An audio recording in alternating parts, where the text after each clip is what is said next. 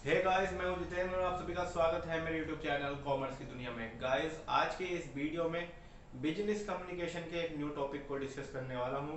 Guys, आज की इस वीडियो में हम बात करने वाले हैं बिजनेस लेटर की। हम बात करेंगे what is business letter, what are the essential elements of business letter and what types of business letters are. Guys, बहुत ही जल्दी इस वीडियो को हमें कवर अप करना है। ये वीडियो एग्जाम हिसाब से बहुत ज़्यादा इंपॉर्टेंट है, इसलिए हम इसे काफ़ी लेट लेकर के आए हैं। गाइस, आइए बात करें सबसे पहले बिजनेस लेटर की। तो जैसा कि आप देख रहे हैं, जैसे जैसे टाइम मूव ऑन कर रहा है उस तरह से अपना बिजनेस जो है वो स्ट्रक्चर चेंज करता चला जा रहा है। पहले छोटे छोटे रूप में व्यापार होता था, लेकिन अब धीरे धीरे बहुत ज़्यादा व्यापार का एक्सपेंशन हो रहा है।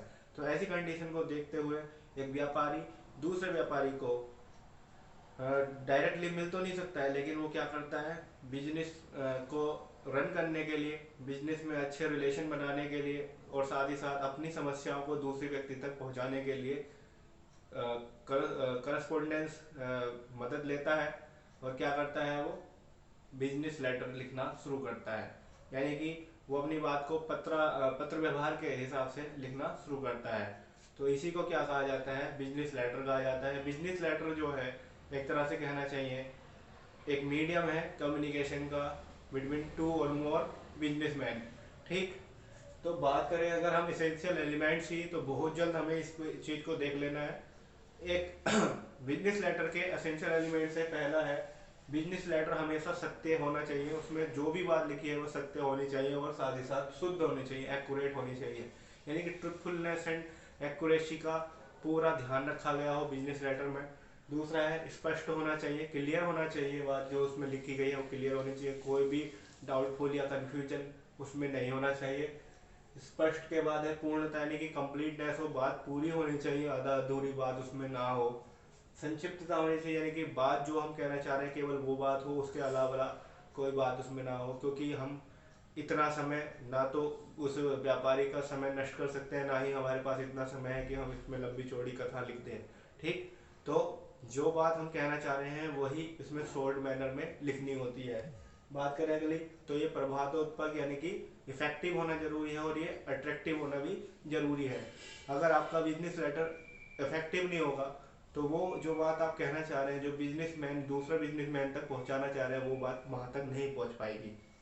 यानी कि उसका इफेक्ट जो है उतना नहीं पड़ेगा।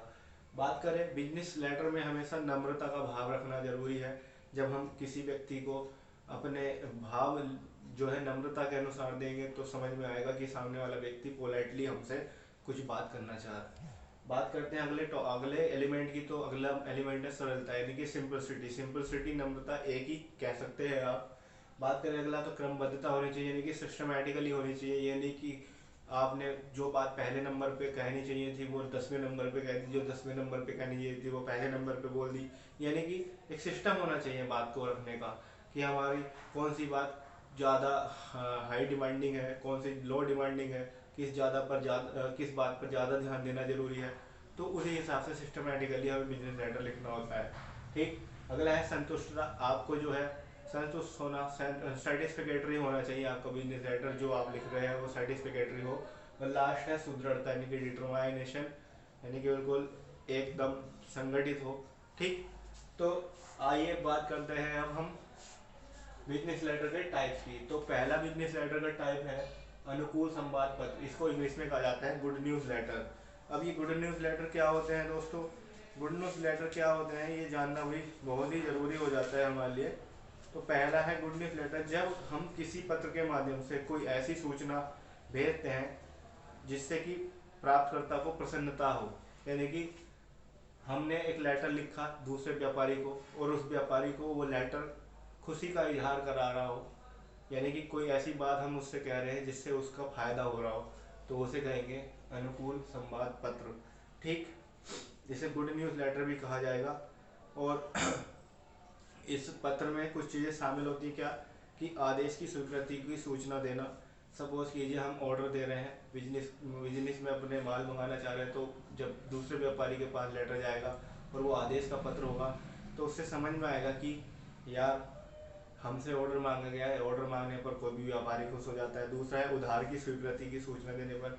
मान के चलिए एक व्यापारी ने हमसे कहा है कि हमें माल उधार दीजिए, और हमने उसको स्वीकृति प्रदान कर दी, यानी कि एक्सेप्टेंस दे दी कि हम आपको उधार देना शुरू कर देंगे, तो वो भी एक प्रसन्नता का भाव होगा, यानी कि वो भी एक अनुकूल लेटर होगा। प्रशंसा पत्र लिख दिया हमने उसका कि हम आपके साथ व्यापार करके खुशी महसूस कर रहे हैं, आप उसमें प्रशंसा उसकी की गई है, तो वो भी एक अनुकूल लेटर होगा, यानी कि इंग्लिश में गुड न्यूज़ लेटर होगा। नौकरी पर रखने की स्वीकृति पत्र, यानी कि किसी एम्प्लॉय को, किसी व्यक्ति को हमने अपने यहाँ नौकरी पर रखा है, तो उसको भी एक गुड न्यूज़ लेटर के रूप में हम देखते हैं। बात करें नवीन लाभदायक सूचना संबंधी पत्र, अगर हमें कोई नया लाभ जनरेट हो रहा है, न्यू प्रॉफिट जनरेट हो रहा है, तो उसके संबंध में हम कोई लेटर लिखते हैं, वो भी क्या है, एक गुड न्यूज़ लेटर है। तो ये थे गुड न्यूज़ लेटर। अगर हम इसके वाइस वर्सा जाएं, यानी कि इसका उल्टा चले जाएं, तो ये हो जाएंगे बैड न्यूज़ लेटर, यानी कि प्रतिकूल संवाद पत्र। ये क्या होते हैं, यह प्रतिकूल संवाद पत्र जो होते हैं, ऐसे पत्र होते हैं जिसमें जो लेटर का रिसीवर है, यानी कि प्राप्त करता है, उसको ये लेटर पढ़ने के बाद थोड़ा दुख की अनुभूति हो सकती है, यानी कि परेशानी हो सकती है। और एक प्रतिकूल संवाद पत्र को लिखना बहुत ही कठिन होता है, क्योंकि इसमें निराश करने वाले संदेश के साथ साथ प्राप्तकर्ता की सद्भावनाएं भी बनाए रखनी पड़ती हैं। यानी कि यार ये टाइप के लेटर तो बहुत हार्ड होते हैं लिखने, क्योंकि एक व्यापारी नहीं चाहता कि वो अपने दूसरे व्यापारी को नाखुश करे, न परेशान करे।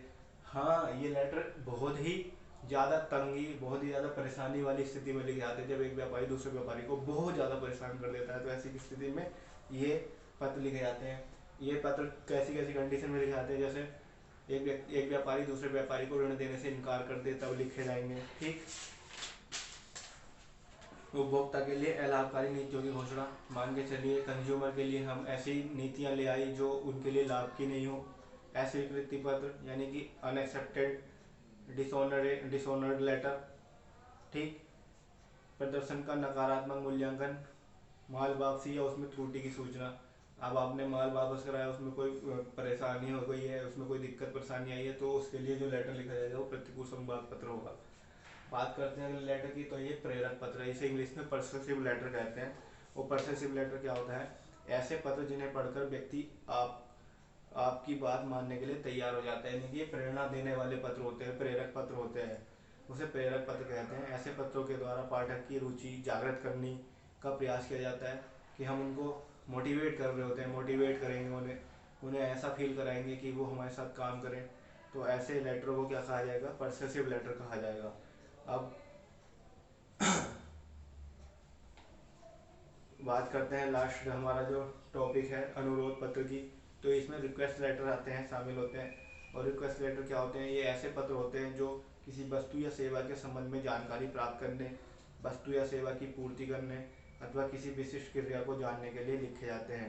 अनुरोध कर रहे हैं हम, जाहिर सी बात है हम रिक्वेस्ट कर रहे हैं, तो रिक्वेस्ट किसी चीज़ को जानने के लिए, लेने के लिए, या फिर कोई काम अपना करवाने के लिए ही करेंगे। ठीक है, तो इस प्रकार के पत्रों को लिखते समय स्नेह व मैत्रीपूर्ण शैली का प्रयोग करना चाहिए, क्योंकि अगर आप किसी से रिक्वेस्ट कर रहे हैं तो आपका सबसे पहला काम क्या है, आप उससे रिक्वेस्ट करने के लिए आप पोलाइटली बात करेंगे, आप डाउन टू अर्थ रहेंगे, मतलब अपने आप को झुकाव में दिखाएंगे, लीन दिखाएंगे, जिससे सामने वाला व्यक्ति आप पर क्या कहिए कि आप पर अपनी अनुभूति, अपनी जो है कृपा दृष्टि दर्शाएंगे। तो गाइस ये क्या है, ये छोटी सी वीडियो में मैंने 3-4 टॉपिक एक साथ कवर अप कर दिए हैं। आपको क्या करना है, इस वीडियो को सुनना है, समझना है, और एग्जाम में जा करके फटाफट इस क्वेश्चन को कर देना है। गाइस मुझे उम्मीद है ये टॉपिक आपके लिए बहुत ही आसान हो गया होगा, और अगर आपने ये वीडियो पूरी देख ली हो, अगर आपको लगा हो कि इस वीडियो के साथ आप कुछ भी हेल्प ले पा रहे हैं, तो आप इस वीडियो को लाइक करें, अपने फ्रेंड के साथ शेयर करें, और अभी तक चैनल सब्सक्राइब नहीं किया तो चैनल जरूर सब्सक्राइब करें। हम मिलेंगे आपसे अगले वीडियो में अगले टॉपिक के साथ, तब तक के लिए बने रहिएगा कॉमर्स की दुनिया के साथ। Thank you so much.